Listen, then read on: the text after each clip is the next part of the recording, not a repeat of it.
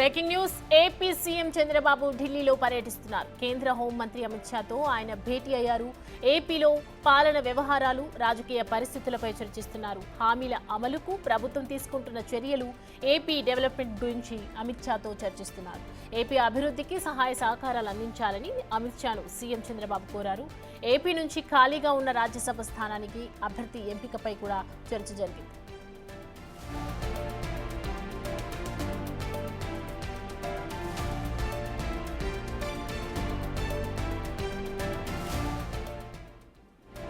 ఈ అంశానికి సంబంధించి పూర్తి డీటెయిల్స్ మా ప్రతినిధి ఢిల్లీ నుంచి శివ అందిస్తారు.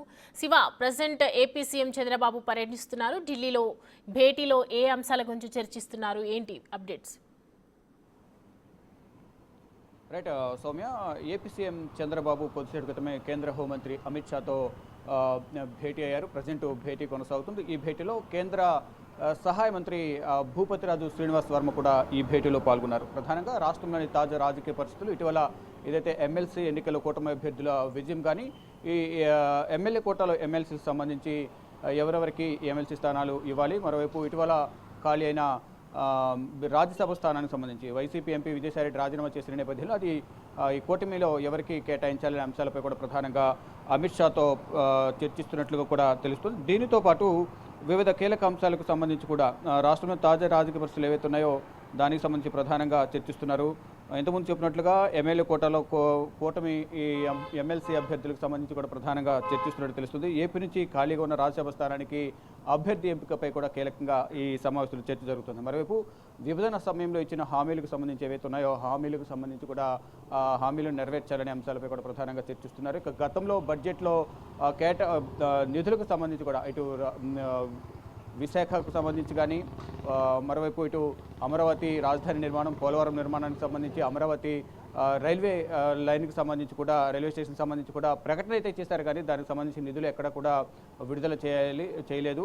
విడుదల చేయడం ద్వారా పనులను స్టార్ట్ చేయడం ద్వారా త్వరితగతిన ప్రాజెక్టులన్నీ కూడా కంప్లీట్ చేయొచ్చు, పనులను కూడా కంప్లీట్ చేయొచ్చు అనేది కూడా ప్రధానంగా కేంద్ర మంత్రి దృష్టికి తీసుకువెళ్తున్నారు. అంటే ప్రతి ఒక్కటి కూడా ప్రకటనలకే పరిమితమైనది తప్ప ఎక్కడ కూడా ఏ కేటాయింపులు కూడా జరగలేదు. ఆ కేటాయింపులు చేయడం ద్వారా పనులు త్వరగా పూర్తి చేయొచ్చు అనే ఉద్దేశంతో చంద్రబాబు మరొకసారి కేంద్ర హోంమంత్రి దృష్టికి తీసుకుని వెళ్ళబోతున్నారు. ఇక గత 5 సంవత్సరాల కాలంలో వైసీపీ ప్రభుత్వ హయాంలో ఏదైతే అఖిల భారత సర్వీసులకు సంబంధించిన ఎవరైతే ఉన్నారో అధికారులు చట్టాలకు విరుద్ధంగా అక్రమాలకు పాల్పడ్డారు. అటువంటి వారికి సంబంధించి చర్యలు తీసుకోవాలి. ఇప్పటికే కొంతమందిని సస్పెండ్ చేశారు, మరికొంతమంది కూడా ఇష్టానుసారం గత ప్రభుత్వ హయాంలో వ్యవహరించారు. కాబట్టి అటువంటి వారిపై కూడా ఫిర్యాదులు చేసేందుకు ప్రధానంగా ఈ సమావేశంలో చర్చ కొనసాగుతున్నట్లుగా కూడా తెలుస్తుంది. దానికి సంబంధించి కూడా కేంద్ర హోంమంత్రి కీలక నిర్ణయం తీసుకునే అవకాశం అయితే ప్రధానంగా కనిపిస్తూ ఉంది. ఇక ప్రధానంగా ఏదైతే ఉందో ఏపీ అభివృద్ధికి కేంద్రం నుండి మరింత సహాయ సహకారాలపై అమిత్ షాతో చర్చిస్తున్నట్లుగా తెలుస్తుంది.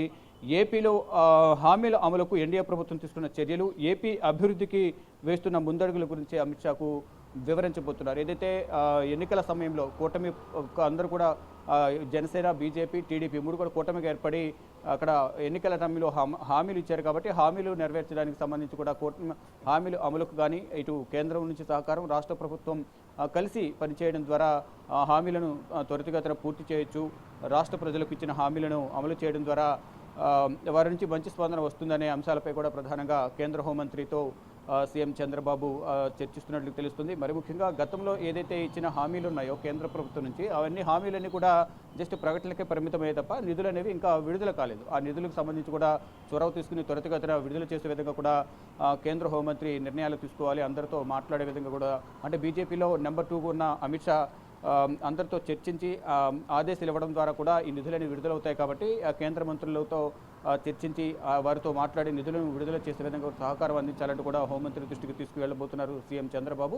ఇక ఈ సమావేశంలోనే కేంద్ర ఉక్కు శాఖ సహాయ మంత్రి భూపతిరాజు శ్రీనివాస్ వర్మ కూడా పాల్గొన్నారు. ఇక వైజాగ్ స్టీల్కి సంబంధించి కూడా వీరు ముగ్గురి మధ్య చర్చకు వచ్చే అవకాశాలు అయితే ప్రధానంగా కనిపిస్తున్నాయి. మరి ముఖ్యంగా ఇటు పోలవరం ప్రాజెక్టు, అమరావతి రాజధాని నిర్మాణం కానీ, ఇటు అమరావతిలో ప్రత్యేక రైల్వే స్టేషన్ కూడా అమరావతిలో ఏర్పాటు చేయబోతున్న రాజధానిలో దానికి సంబంధించి కూడా నిధులనేది విడుదల చేయాలనేది కూడా సీఎం చంద్రబాబు హోంమంత్రి దృష్టికి తీసుకుని వెళ్ళబోతున్నారు. మొత్తంగా చూసుకుంటే ఈ పర్యటనలో ఇటు అమిత్ షాను కలిసిన తర్వాత కేంద్ర ఆర్థిక శాఖ మంత్రి నిర్మలా సీతారామన్ కూడా కలుస్తారు. దాని తర్వాత 5:30 కేంద్ర జాతీయ రహదారుల శాఖ మంత్రి ఇటు నితిన్ గడ్కరీతో కూడా ఆయన భేటీ కాబోతున్నారు. మొత్తంగా చూసుకుంటే రాష్ట్రానికి సంబంధించి అన్ని శాఖలకు సంబంధించి కూడా నిధులను విడుదల చేయడం ద్వారా రాష్ట్రాన్ని ఏ విధంగా అభివృద్ధి చేసుకోవచ్చు, కేంద్రం సహకారం అందించడం ద్వారా ఏ విధంగా సుభిక్షమైన పాలన అనేది ప్రజలకు, ఆంధ్రప్రదేశ్ ప్రజలకు కూటమి ప్రభుత్వం అందించవచ్చు అనే అంశాలపై కూడా కేంద్ర మంత్రులు కలబోతున్నారు. గతంలో కూడా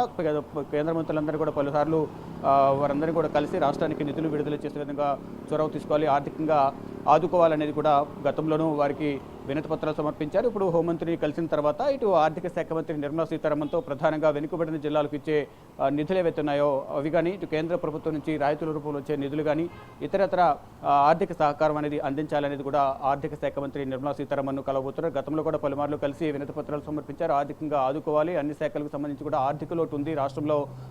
గత 5 సంవత్సరాల కాలంలో రాష్ట్రం ఆర్థికంగా కుదేలైంది కాబట్టి ఆర్థికంగా గాడిలో పడాలంటే కేంద్ర సహకారం కూడా అవసరం కాబట్టి కేంద్రం సహకరించాలి అనేది ప్రధానంగా కేంద్ర మంత్రుల దృష్టికి తీసుకువెళ్లేందుకే ఈ ఢిల్లీ పర్యటనకు సీఎం చంద్రబాబు వచ్చారు. ఇక సాయంత్రం 5:30 నితిన్ గడ్కరీతో భేటీ అనంతరం రాత్రి ఒక వివాహ కార్యక్రమంలో పాల్గొని రాత్రి మళ్ళీ 9:20 ఢిల్లీ నుంచి విశాఖపట్నం బయలుదేరుతారు. రేపు అక్కడ బుక్ రిలీజ్ కార్యక్రమంలో పాల్గొన్న తర్వాత మళ్ళీ తిరిగి ఢిల్లీ వస్తారు. ఢిల్లీ వచ్చిన తర్వాత